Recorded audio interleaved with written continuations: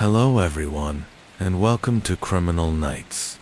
I know sleep might be eluding you tonight, so I'll be your companion through some of the most chilling true crime cases from around the world.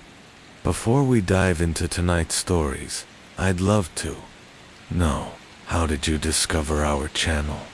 Was it through a recommendation, or did you stumble upon us during one of those late-night browsing sessions? If you're new here, and you enjoy content that explores the darkest corners of human nature, please don't forget to hit that subscribe button, ring the notification bell, and leave a comment telling me which case intrigued you the most. Your support helps us bring you more of these deep dive investigations into cases that have haunted communities worldwide. Now, let's begin our journey into the shadows with 3 cases that will remind us why we lock our doors at night. The pursuit of happiness and a better life often leads people to make drastic changes. New cities, new relationships, new dreams. But sometimes, what appears to be a fresh start becomes a nightmare beyond imagination. The story of Sarah Mitchell, a young Canadian woman who moved to Australia in search of adventure, became one of the most disturbing cases in Melbourne's recent history. Sarah left everything behind in Toronto, her family, friends, and a promising career in marketing, to start over on the other side of the world. She never made it back home. Pieces of her dismembered body were discovered, scattered across remote bushland outside Melbourne, and the person responsible was someone she had trusted with her heart. Sarah Elizabeth Mitchell was born on September 15, 1993, in Toronto, Ontario. The youngest of 3 children in a middle-class family, Sarah grew up in the suburb of Mississauga with her parents, David and Helen Mitchell, and her 2 older brothers, Mark and James. From an early age, Sarah displayed an adventurous spirit that would both define her life and ultimately lead to her tragic end. Her parents, both accountants who ran a small but successful firm, worked tirelessly to provide their children with opportunities they never had. Despite financial constraints in Sarah's early years, David and Helen made sure all 3 children received good educations and were encouraged to pursue their dreams, no matter how ambitious they seemed. Sarah excelled in high school, particularly in creative subjects. She had a natural talent for design and communication, which led her to pursue a degree in marketing and communications at York University in Toronto. During her university years, Sarah was known for her infectious enthusiasm and ability to see the best in everyone. She worked part-time at a local boutique to help pay for her studies and to save money for her post-graduation plans. Upon graduating with honors in 2015, Sarah landed a position at a prestigious marketing agency in downtown Toronto. She was successful, well regarded by her colleagues, and seemed to have a bright future ahead. However, Sarah harbored dreams of traveling and experiencing life beyond Canada's borders. She had always been fascinated by Australia, the culture, the lifestyle, and the opportunities it might offer. In 2017, at age 24, Sarah made a decision that would change everything. She quit her job, sold most of her possessions, and booked a one-way ticket to Melbourne. Her parents were worried, but supportive, knowing their daughter's independent nature. Sarah promised to stay in regular contact and to return home for Christmas. That Christmas would never come. Sarah arrived in Melbourne in March 2017 with $15,000 in savings, 2 suitcases, and unlimited optimism. She initially stayed in backpacker hostels while searching for permanent accommodation and employment. Within 6 weeks, she had found both a small apartment in the trendy suburb of Fitzroy and a position with a boutique marketing firm specializing in sustainable fashion brands. Sarah adapted to Australian life with remarkable ease. She loved the coffee culture, the weekend markets, and the laid-back attitude of Melbournians. She joined a hiking group, took up surfing lessons on weekends, and made friends quickly. Her social media posts from this period show a young woman who was genuinely happy and thriving in her new environment. She called her family weekly, sharing stories about her adventures and new experiences. Sarah never complained about homesickness or difficulties adjusting. On the contrary, she spoke enthusiastically about her plans to eventually bring her parents to Australia for an extended visit. Her brothers later recalled that she seemed more confident and self-assured than they had ever seen her. However, beneath this successful adaptation, Sarah was experiencing the isolation that many expatriates face. Making acquaintances was easy, but forming deep, meaningful relationships proved more challenging. She missed having people who truly knew her, her history, her family, her dreams from childhood. This vulnerability would later make her susceptible to manipulation by someone who promised to fill that void. In October 2017, Sarah met Marcus Reynolds, a 31-year-old construction worker, at a music festival in St. Kilda. Marcus was tall, athletic, and possessed a charismatic personality that drew people to him. He claimed to be originally from Brisbane, but had moved to Melbourne for work opportunities. What Sarah didn't know was that Marcus had a history of violence against women and had served time in Queensland for assault. Marcus was skilled at identifying vulnerable women, those who were isolated, seeking connection, or going through transitions in their lives. Sarah, despite her outward confidence, fit his preferred victim profile perfectly. She was far from family, establishing herself in a new country, and emotionally open to new relationships. Their courtship was intense and fast-paced. Marcus showered Sarah with attention, expensive gifts, and romantic gestures. He claimed to have fallen in love with her accent, her ambition, and her zest for life. Within weeks, he was talking about their future together, painting pictures of adventures they would share and the life they would build. Sarah, caught up in the romance and perhaps unconsciously seeking the deep connection she missed, fell hard for Marcus. By December 2017, Marcus had moved into Sarah's apartment. Sarah's friends noticed changes in her behavior around this time. She became less available for social gatherings, often canceling plans at the last minute. When she did appear, Marcus was usually with her, and he had a tendency to dominate conversations and make decisions for both of them.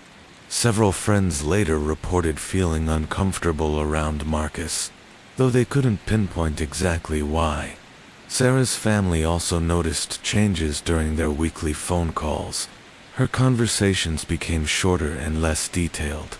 She seemed distracted and would often abruptly end calls, claiming Marcus needed her for something. When her parents asked about bringing her home for Christmas, Sarah made excuses about work commitments and promised to visit in the new year instead. Throughout early 2018, Marcus's true nature began to emerge. He was possessively jealous, demanding to know where Sarah went, who she spoke to, and what she did during every moment they were apart. He gradually isolated her from her friends, claiming they didn't understand their relationship or were jealous of their happiness. Sarah's work colleagues noticed that she seemed increasingly stressed and tired. Marcus had no stable income despite claiming to work in construction. Sarah found herself paying for most of their expenses, including rent, groceries, and Marcus's personal purchases. When she questioned this arrangement, Marcus would become defensive and accusatory, claiming she didn't trust him or support his career ambitions. He promised things would change once he landed a big contract, but no such contract ever materialized. The first incident of physical violence occurred in March 2018, after Sarah questioned Marcus about money missing from her account, money he had taken without permission. He grabbed her wrist so hard it left bruises. He immediately apologized, claiming work stress had made him lose control, and promised it would never happen again. Sarah, isolated from her support system and emotionally invested in the relationship, accepted his apology. The violence escalated gradually. Marcus would push Sarah during arguments, grip her arms tightly when making points, and occasionally slap her when he felt she was being disrespectful. Each incident was followed by tearful apologies, promises to change, and brief periods of the charming behavior that had originally attracted Sarah. This cycle of abuse and reconciliation is tragically common in domestic violence situations. By early April 2018, Sarah confided in her co-worker Jessica that she was considering ending the relationship. She had begun to recognize the pattern of abuse and was frightened by Marcus's increasingly volatile behavior. However, she was also terrified of his reaction if she tried to leave. Marcus had explicitly threatened her on multiple occasions, saying that if he couldn't have her, no one could.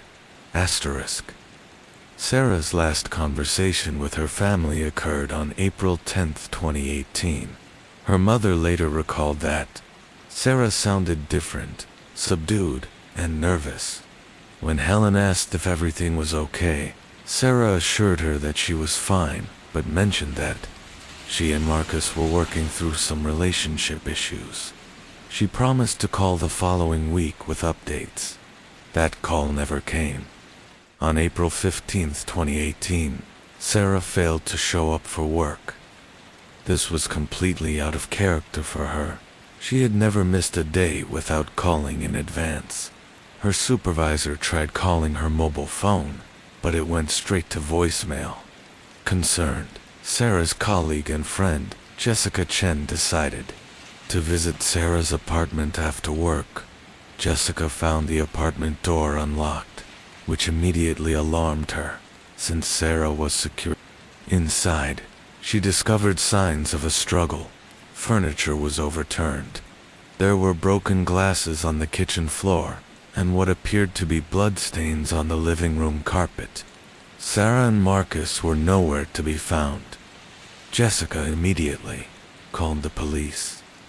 When officers arrived at the scene, they found evidence of a violent altercation.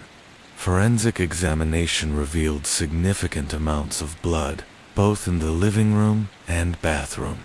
There were defensive wounds worth of blood spatter patterns, indicating someone had fought for their life. However, no bodies were discovered on the premises. Marcus Reynolds's behavior in the days following Sarah's disappearance raised immediate suspicions.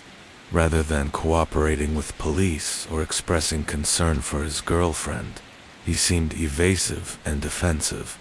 When questioned about Sarah's whereabouts, he claimed they had argued and she had left to cool off, possibly returning to Canada. He insisted he had no idea where she might be, and suggested that she was probably staying with friends he didn't know about.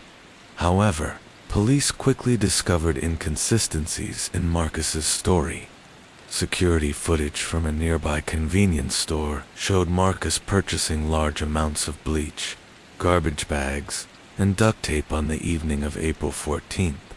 When confronted with this evidence, Marcus claimed he had been planning to clean the apartment as a surprise for Sarah's return.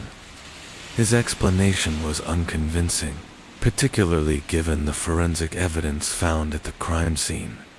Detective Inspector Claire Morrison was assigned to lead the investigation into Sarah's disappearance. With over 15 years of experience in major crimes, Morrison immediately recognized this as a domestic violence case that had likely escalated to murder. She ordered extensive forensic testing of the apartment and began building a timeline of Marcus and Sarah's final days together. The forensic team made several crucial discoveries. DNA analysis confirmed that the blood found throughout the apartment belonged to Sarah. The splatter patterns indicated she had suffered multiple injuries inflicted by a blunt instrument. In the bathroom, investigators found evidence that someone had attempted to clean up significant amounts of blood, but traces remained in the grout between tiles and in the drain trap. Most damaging to Marcus's claims of innocence was the discovery of Sarah's mobile phone, smashed and hidden in a ventilation shaft. The phone's last location ping had occurred at the apartment at 11:47 p.m. on April 14th. Marcus had claimed Sarah left with her phone to meet friends, but the evidence clearly contradicted this story.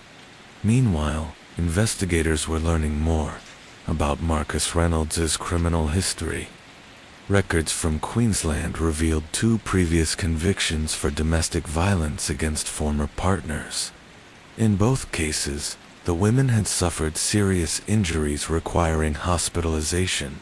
One victim, Amanda Price, had dated Marcus 3 years earlier and provided crucial information to the investigation. According to Amanda, Marcus followed a predictable pattern in his relationships.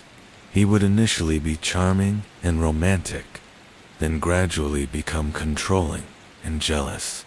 When his victims tried to leave, he would escalate to extreme violence.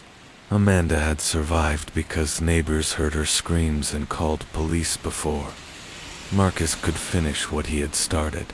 Armed with this information, Detective Morrison was convinced that Sarah had been murdered. The question was not whether Marcus had killed her, but where he had hidden the body.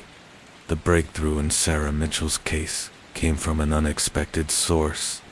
On April 22, 2018, exactly 1 week after Sarah was reported missing, Marcus Reynolds was arrested for driving under the influence in the early hours of the morning. During a routine search of his vehicle, police discovered several items that would prove crucial to the investigation. Hidden under the spare tire in his trunk were Sarah's passport, her jewelry, and most importantly, several photographs of remote locations in the Dandenong Ranges, a mountainous area east of Melbourne. The photos appeared to have been taken recently, and GPS data from Marcus's phone confirmed he had visited these locations multiple times since Sarah's disappearance. Detective Morrison immediately organized search teams to explore the areas shown in the photographs. The terrain was challenging, dense forest with steep ravines and minimal access roads. It was exactly the kind of place where someone might hide evidence they never wanted found. On April 25th, after 3 days of intensive searching, a police dog named Rex made a grim discovery. Buried in a shallow grave approximately 2 meters deep, investigators found plastic bags containing human remains. The body had been dismembered with what forensic experts later determined was a power saw, and attempts had been made to destroy evidence using acid and bleach. Dental records confirmed what everyone already suspected: the remains belonged to Sarah Mitchell. The forensic pathologist's report revealed that Sarah had suffered extensive trauma before death, including multiple skull fractures consistent with being beaten with a heavy object. The cause of death was determined to be blunt force trauma to the head. But there was something else that made this case particularly disturbing. Sarah had been 4 months pregnant at the time of her death. This detail had been unknown to her, family and friends, and it added another layer of tragedy to an already horrific crime. The unborn child's remains were never recovered, leading investigators to believe Marcus had disposed of them separately. Marcus Reynolds was charged with first-degree murder, and his trial began in March 2019. The evidence against him was overwhelming. Forensic proof from the apartment, the photographs and personal items found in his car, his inconsistent statements to police, and testimony from previous victims about his pattern of behavior. During the trial, the prosecution painted a clear picture of domestic violence escalation. They argued that Sarah had finally decided to leave Marcus, and when she told him about her pregnancy, he flew into a rage. The defense attempted to argue that Sarah's death was accidental, the result of a fight that got out of hand, but the forensic evidence of premeditated dismemberment and body disposal contradicted this narrative. Marcus maintained his innocence throughout the trial, even taking the stand to testify on his own behalf. His testimony was disastrous for his defense. He appeared cold and calculating, showing no remorse for Sarah's death and occasionally blaming her for making him angry, or not understanding his perspective. The jury deliberated. Before we continue with our next case, I want to take a moment to thank all of you who have been sharing these stories and helping our channel grow. If you're finding these deep dive investigations compelling, please take a moment to subscribe and hit that notification bell. We put hours of research into every case to bring you the most comprehensive coverage possible. Your support means everything to us, and it helps us continue investigating these important stories that deserve to be told. Our next case takes us to the seemingly peaceful town of Millbrook, Connecticut, where a family that appeared perfect from the outside harbored secrets that would ultimately destroy them. The Bennett family's successful, well-educated, and prominent in their community became the center of one of New England's most shocking murder cases, when jealousy and resentment between two brothers erupted into deadly violence. This is the story of how childhood rivalries can fester into adult hatred, and how the pressure to succeed can drive someone to commit the unthinkable against their own blood. Robert and Patricia Bennett seem to have achieved the American dream. Robert was a successful investment banker who had built a thriving practice in Hartford, Connecticut. Patricia, a former teacher, had dedicated herself to raising their children and supporting various charitable causes in their affluent community of Millbrook.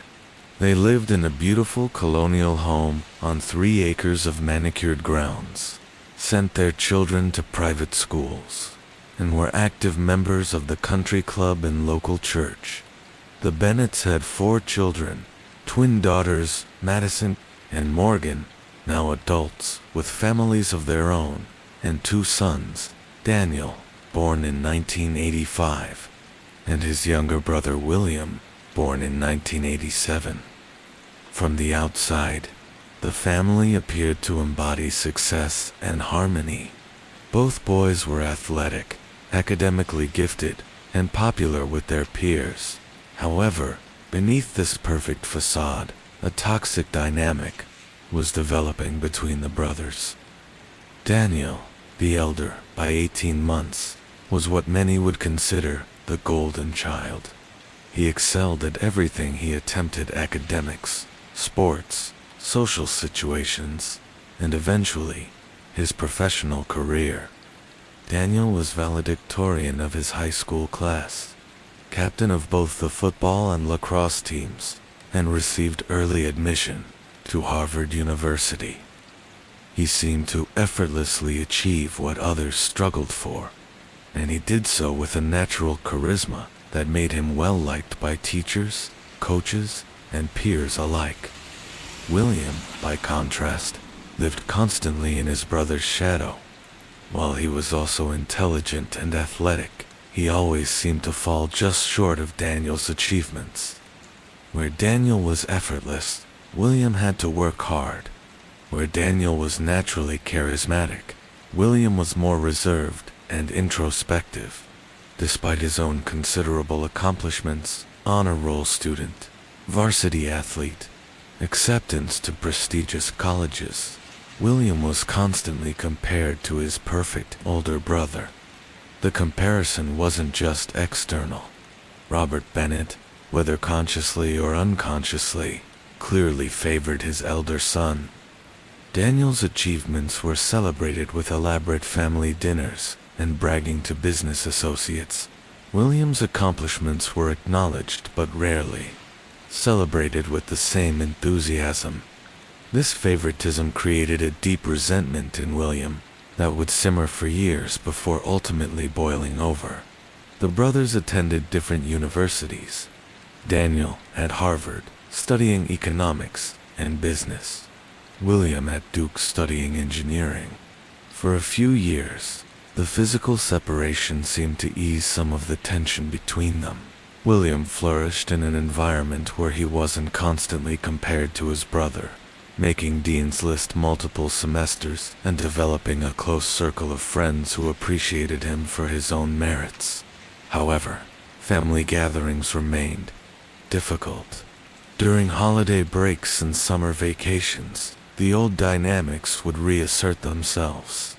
Daniel would regale the family with stories of his internships at prestigious financial firms, his networking success, and his plans for graduate school.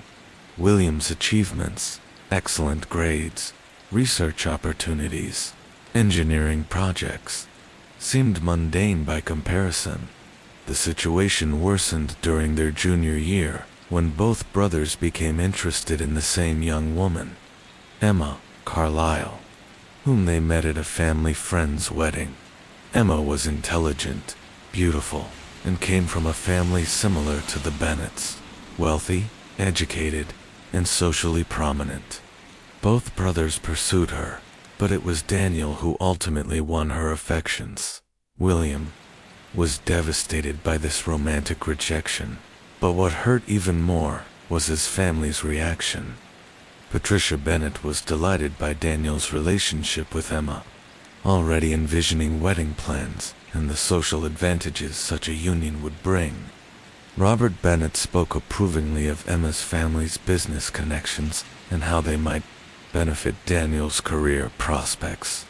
Once again, William felt invisible and unimportant in his family's eyes. The engagement announcement came during the brothers' senior year of college. Daniel proposed to Emma during Christmas break, and the news was met with overwhelming enthusiasm from the Bennett family. William maintained a facade of happiness for his brother, but friends from college later recalled that he became increasingly withdrawn and bitter during this period. After graduation, Daniel joined a top-tier investment firm in New York City, while William took a position with an engineering company in Boston. Daniel's career trajectory continued its upward arc, rapid promotions, substantial bonuses, and growing recognition within his industry. His wedding to Emma in 2010 was the social event of the season in Millbrook, with over 400 guests and coverage in the local society pages. William, meanwhile, struggled to find his place in the world. While competent at his job, he lacked the networking skills and natural charisma that had always served his brothers so well. His romantic life was a series of failed relationships, often with women who would eventually ask about his successful older brother. He began drinking heavily and developed what friends described as an increasingly cynical and bitter outlook on life. The breaking point came in 2012 when Daniel and Emma announced they were expecting their first child. The family's reaction was jubilant. Robert Bennett spoke of continuing the family legacy. Patricia Bennett began planning as if she were having the child herself, and even the twin sisters flew in from their respective homes to celebrate. William's congratulations felt hollow, and he began to avoid family gatherings whenever possible. Around this time, William's drinking became more problematic. He received a DUI in early 2013 and was mandated to attend alcohol counseling. His job performance suffered, and he was eventually let go from his engineering position. Rather than seek help or try to rebuild his life, William seemed to spiral further into resentment and self-destruction. He moved back to Millbrook in 2013, ostensibly to help care for his aging parents, but really because he had nowhere else to go. Living in the family home again, seeing daily reminders of Daniel's success in the form of newspaper clippings, photographs, and conversations, only intensified William's feelings of inadequacy and rage.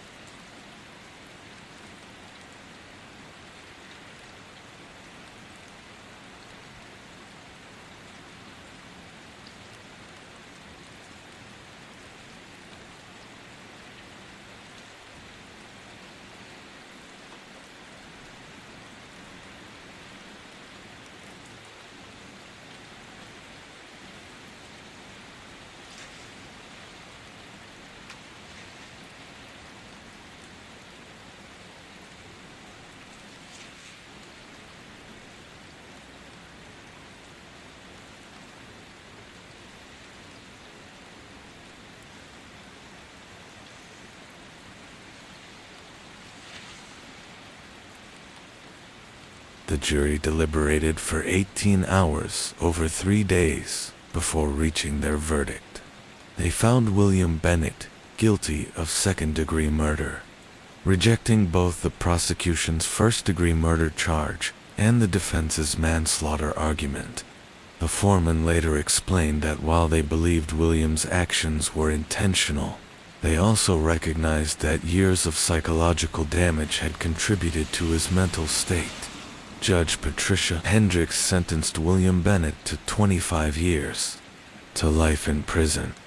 In her sentencing statement, she noted the tragedy of a family destroyed by dynamics that, while not uncommon, had escalated to deadly consequences. This case serves as a tragic reminder that success and privilege do not immunize families from dysfunction and pain.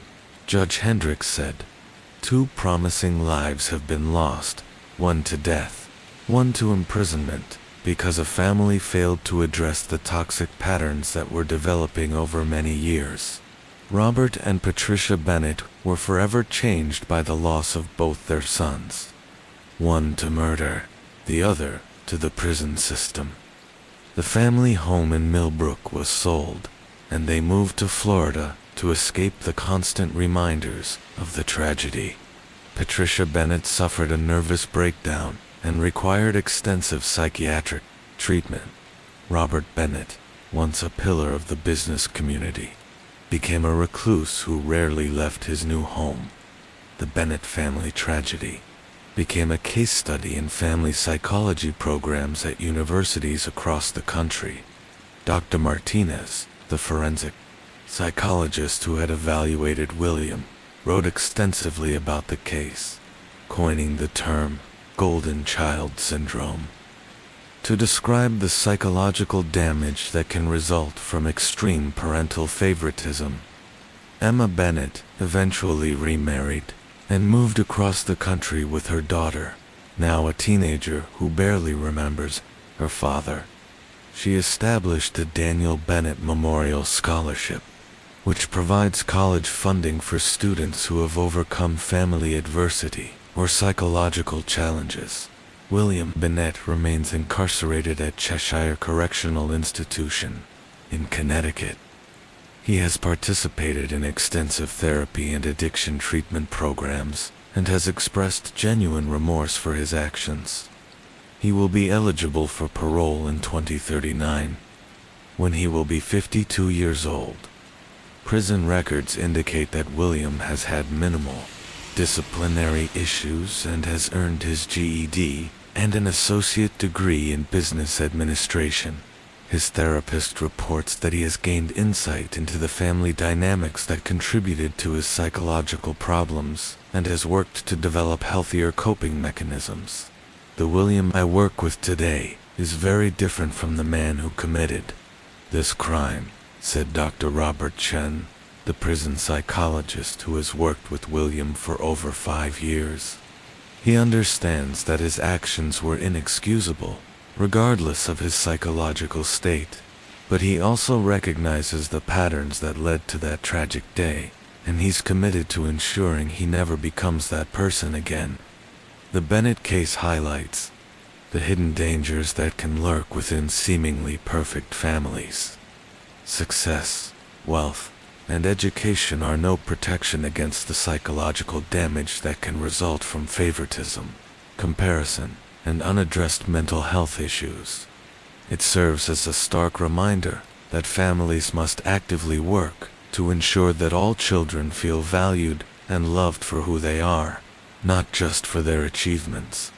Before we move to our final case of the evening, I want to remind you that Criminal Nights depends on viewers like you to continue bringing these important stories to light. These cases require extensive research, careful fact-checking, and sensitive handling of tragic events that affected real families. If you appreciate the depth and care we put into every investigation, please subscribe to our channel, like this video, and share it with others who might find these stories as compelling as you do. Your support allows us to continue exploring the complex, psychological, and social factors that lead to these tragic outcomes. Our final case tonight takes us to a small university town where a promising young student's life was cut short by someone she trusted. It's a story that will remind us that danger can come from the most unexpected places, and that sometimes the people we should be able to trust the most are the ones who pose the greatest threat. This is the story of Jessica Chen, whose dreams of becoming a doctor were destroyed by a jealous roommate whose obsession turned deadly.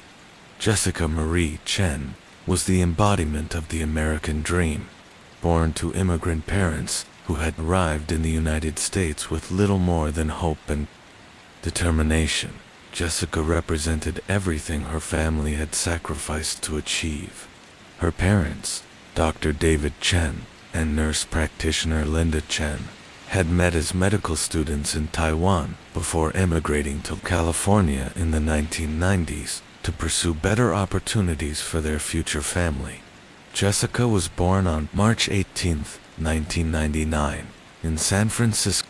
What started as academic disparity soon became personal resentment. Ashley watched Jessica effortlessly master material that left her confused and frustrated. She saw professors respond positively to Jessica's thoughtful questions, while her own contributions were met with polite tolerance. Most painfully, she witnessed Jessica forming meaningful connections with faculty members who could provide valuable research opportunities and recommendation letters. Dr. Margaret Foster, a biochemistry professor who taught both students, later recalled the stark differences between them. Jessica was the kind of student every professor hopes to encounter: curious, hardworking, and genuinely passionate about learning. Ashley seemed more focused on grades than understanding, and she often appeared frustrated when success didn't come as easily as she expected. By the end of their first semester, the gap between the roommates had widened considerably. Jessica earned a perfect 4.0 GPA, while Ashley struggled to maintain a 3.2. More importantly, Jessica had been invited to join Dr. Foster's research lab, a coveted opportunity that could significantly strengthen her medical school applications. Ashley's application to the same lab was politely declined. The spring semester of their freshman year marked the beginning of Ashley's psychological deterioration. She became increasingly fixated on Jessica's success, monitoring her study habits, eavesdropping on her phone conversations with parents, and even reading her emails when Jessica left her laptop unattended. Ashley began to view Jessica not as a roommate, but as an obstacle to her own success. Ashley's behavior became increasingly erratic. She would stay awake late into the night, supposedly studying, but really watching Jessica sleep and seething. With resentment, she began sabotaging Jessica in small ways, hiding her textbooks, deleting important files from her computer, and spreading rumors about her among other pre-med students. The psychological pressure began to affect Ashley's already poor academic performance. Her grades slipped further during the spring semester, and she received a warning from the pre-med advisor that her GPA was borderline for medical school admission. This news sent Ashley into a spiral of depression and rage that she directed entirely at Jessica. During spring break of their freshman year, Ashley made a disturbing discovery while going through Jessica's belongings. She found a letter from Harvard Medical School congratulating Jessica on being selected for their summer research program, a highly prestigious opportunity that virtually guaranteed future medical school admission. Ashley had applied to the same program and been rejected. The Harvard letter was the breaking point for Ashley's fragile psyche. In her twisted thinking, Jessica had stolen not just academic success, but Ashley's entire future. She began to plan ways to eliminate what she saw as the unfair competition that was ruining her life. When the roommates returned for their sophomore year in fall 2018, Ashley's demeanor had changed dramatically. She was outwardly friendly to Jessica, even supportive, but secretly, she was planning something terrible. She had spent the summer researching Jessica's habits, her schedule, her relationships, and her vulnerabilities. Ashley's plan was methodical and calculated. She knew that Jessica jogged alone every morning at 6 a.m. through Riverside Park, a wooded area adjacent to the campus. The route was secluded, with several areas where someone could wait unseen. Ashley began following Jessica on these runs, learning the exact route and timing. On October 15, 2018, Ashley put her plan into action. She had purchased a baseball bat from a sporting goods store in the neighboring town, paying with cash to avoid leaving a paper trail.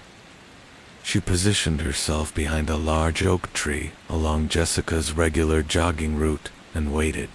When Jessica approached at her usual time, Ashley emerged from her hiding place and struck her roommate in the head with the bat.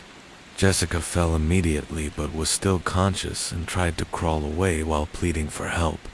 Ashley struck her repeatedly until she stopped moving, then dragged her body deeper into the woods where it was less likely to be discovered quickly. Ashley returned to their dorm room, showered, and attended her morning classes as if nothing had happened. When Jessica failed to appear for their shared organic chemistry class, Ashley expressed concern to their professor and other classmates, suggesting that Jessica might be ill. When Jessica didn't return to their room that evening, Ashley reported her missing to campus security. She played the role of the worried roommate perfectly, participating in search efforts and comforting Jessica's distraught parents. When they arrived on campus, Jessica's body was discovered 3 days later by a maintenance worker cleaning up fallen branches in the park. The medical examiner determined that she had died from blunt force trauma to the head, and the violent nature of the attack suggested this was not a random crime. Detective Maria Santos was assigned to investigate Jessica's murder. With over 12 years of experience in violent crimes, Santos immediately focused on the people closest to Jessica. Ashley Morrison's behavior during questioning raised several red flags, while Ashley appeared appropriately upset about her roommate's death. Detective Santos noticed inconsistencies in her statements about Jessica's activities and relationships. More importantly, Ashley seemed to know details about the crime scene that had not been made public, and she displayed what Santos described as artificial grief, emotions that seemed performed rather than genuine. The breakthrough in the case came when investigators examined both roommates' computers. They discovered that Ashley had been obsessively researching Jessica's achievements, saving screenshots of her social media posts, and even creating fake email accounts to contact Jessica's professors and research supervisors in attempts to undermine her reputation. Most damning was a detailed journal that Ashley had kept, documenting her growing hatred for Jessica and her plans for eliminating the competition.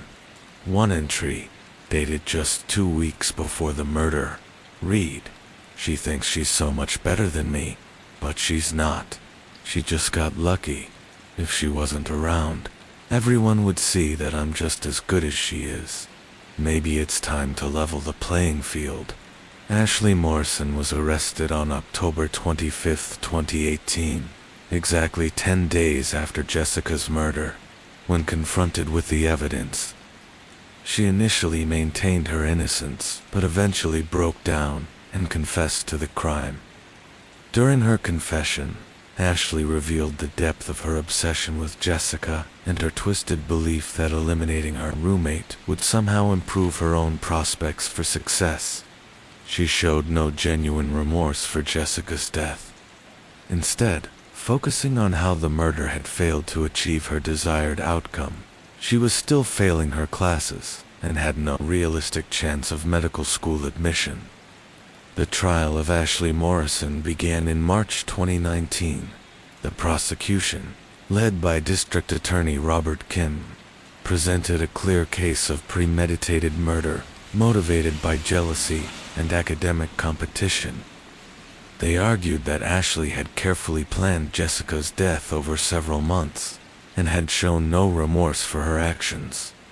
The defense, headed by attorney Lisa Park, attempted to argue that Ashley suffered from severe mental illness that prevented her from understanding the wrongfulness of her actions.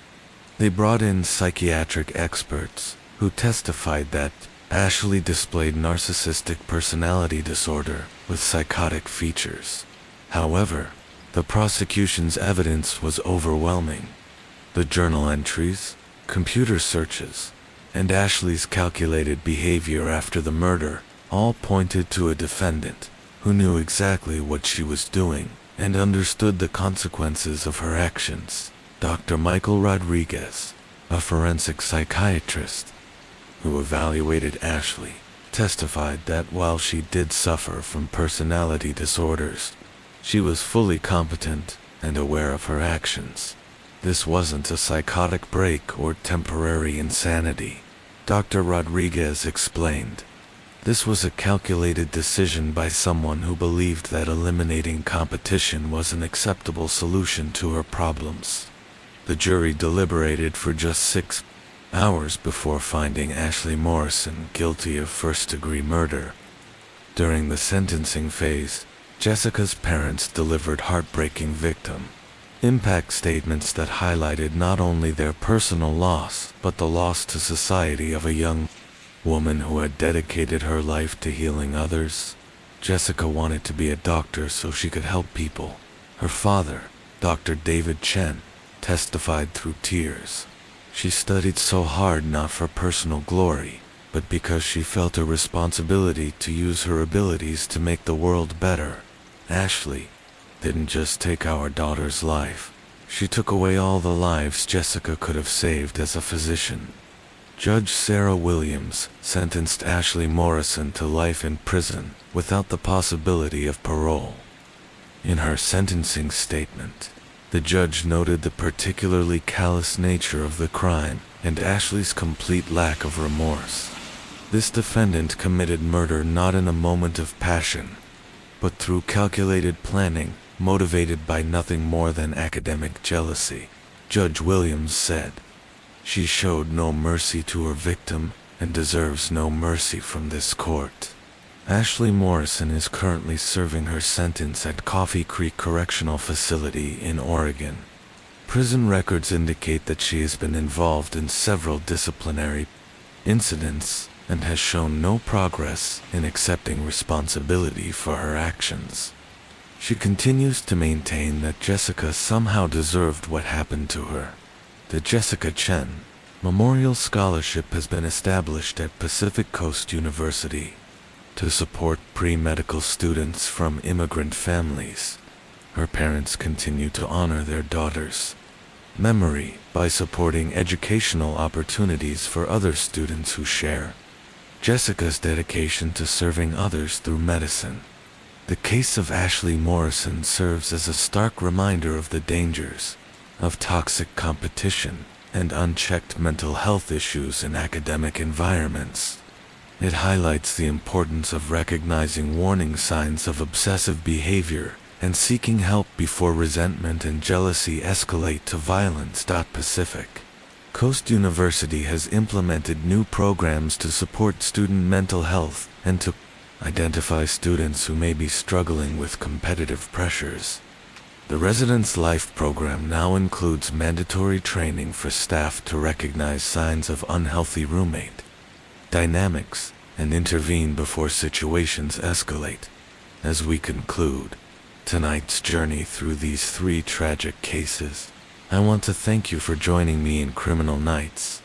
These stories aren't just about crime, they're about the complex psychological and social factors that can drive ordinary people to commit extraordinary acts of violence.